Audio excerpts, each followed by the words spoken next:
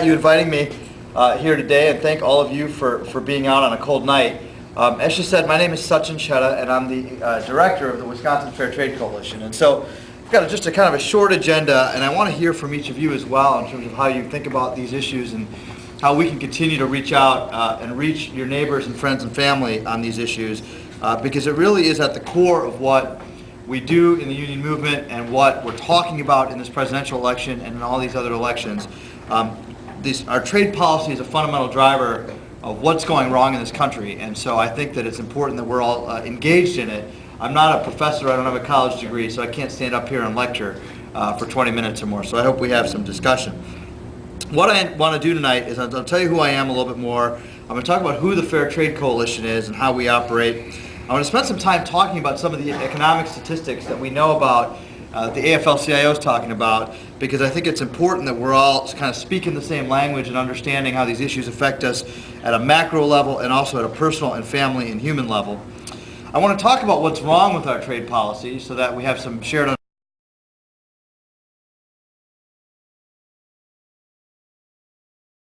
And I'm going to tell a story about the Peru Free Trade Agreement and how we had to exercise power, and the machinists were a part of this. The machinists union was a part of this to make sure that even our friends do the right thing when it comes to these votes that come up in Congress.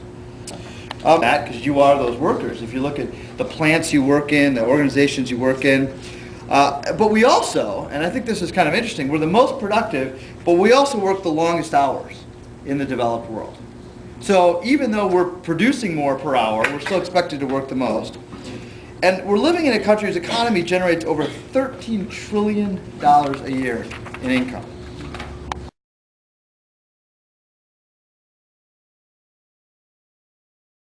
The economy, it's about job loss, it's about health care and health security, it's about Social Security, it's about pension reform.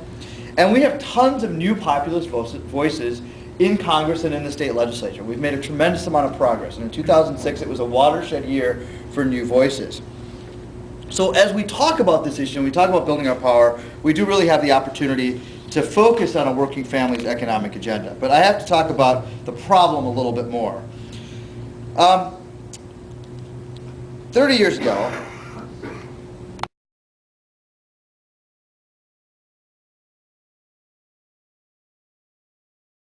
anyone else in the world, it's twice what it was, right? And yet, the executives are saying, well, we're making 500 times as much as the average workers, but we still need to put your wages down before you get a piece of the pie. That's the attitude. It's the attitude. The government is being pushed by those with political power to change the rules of the economic game. We were a rich country in the 1950s and the 1960s. We were a rich country in the 1970s and the 1980s. We continue to be an immensely rich country. This is not about whether or not America can be successful economically. This is about who gets the fruits of that and how is that distributed in a fair way. Now, John McCain and George W. Bush don't care about those issues. They don't. They might pretend that they do, but they're serving corporate masters that are taking money out of your pocket and giving it to their rich friends. So the reason there's 2 oil men in the White House right now. There's a reason ExxonMobil has made more profit in the last 3 years, than any corporation in the history of the planet. And in fact, they've made more money than every corporation combined made at any point in history when you go 15 years ago or back. There's quarters where they're making $10 billion a quarter now in 3 months in profit. Is it 40 now? Is it 40, in a year? $44 billion record profits last year. In the year, right. And it's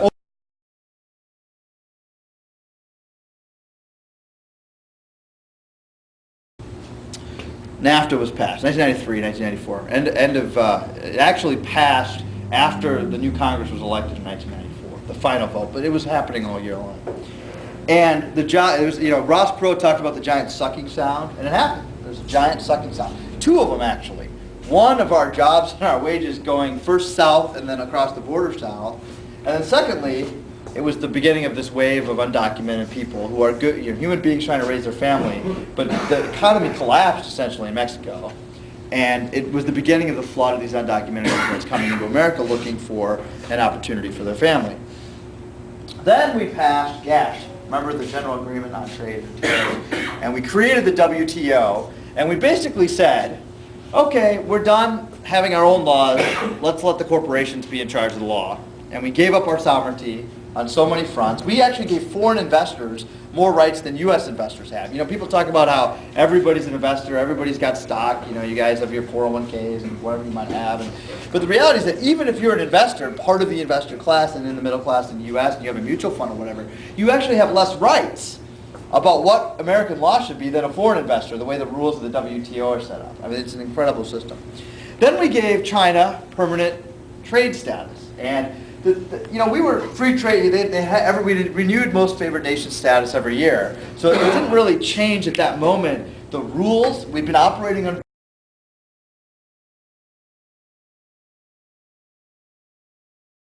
be here, but it's not just, you know, okay, the machinists are for this candidate and the teachers for that candidate. We also have to engage our friends on understanding how these issues are fundamental to what we care about, right? It's not just about our wages today and our place. It is about that, but it's also about how the rules are going to be set up. And so let me tell you about a couple of battles that we've fought recently. So there's something called the Peru Free Trade Agreement. Now we talk about the NAFTA model, right? The NAFTA model, in a nutshell, is you give up your sovereign rights, you race to the bottom on wages, right? You get to subject yourself to these rules at this foreign tribunal. And if you have labor or environmental standards inside agreements, they're completely unenforceable. You just can't enforce them, right? Now the Democrats are, you know, good people, I guess, and they came out and they said, well, we're going to have stronger labor and environmental standards. And they had this list of labor and environmental standards that they had to set up. And they went in and they had this big meeting in May of 2007, the AFL-CIO and the Bush administration and Democratic leaders in the U.S. House and the U.S. Senate who'd taken over, remember, in 06. And they said, we've got labor and environmental standards. Hallelujah. Let's pass the Peru Free Trade Agreement. And we read the language, this National Citizens Trade Campaign, of which we're an affiliate, the Wisconsin Fair Trade Coalition. And we said, oh, it's interesting. You do have enforceable labor and environmental standards at a much better, there's a lot of improvement over NAFTA. But the White House has to enforce these things. It's up to the president whether or not we're going to make the decision as a country to actually stand up for our labor rights or our environmental rights. So they're written in there, but somebody's got to take the case to the court or the WTO or whatever it is, right? Now, is anyone going to look me in the eye and say that they trust the oil man in the White House to actually stand up for our labor rights or our environmental rights?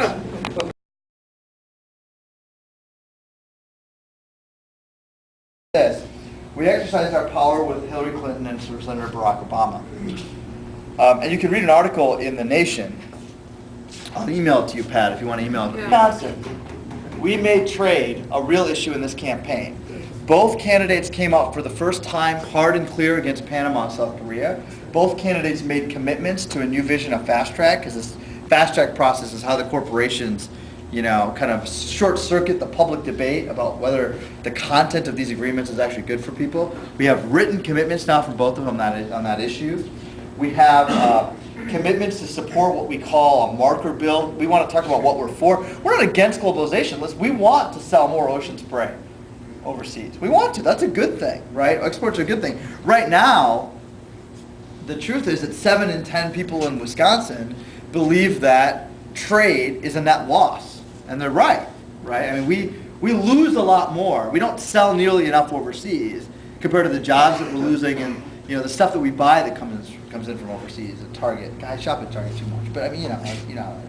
So we move them, and there's this article in The Nation. We have the questionnaires posted on our website. You can read in writing the commitments they've made, and as they go on to Texas and Ohio and Pennsylvania, we've changed the terms of the debate. And the Wisconsin Fair Trade Coalition is part of this National Citizens Trade Campaign. We have coalitions like ours. In Maine, they've got 40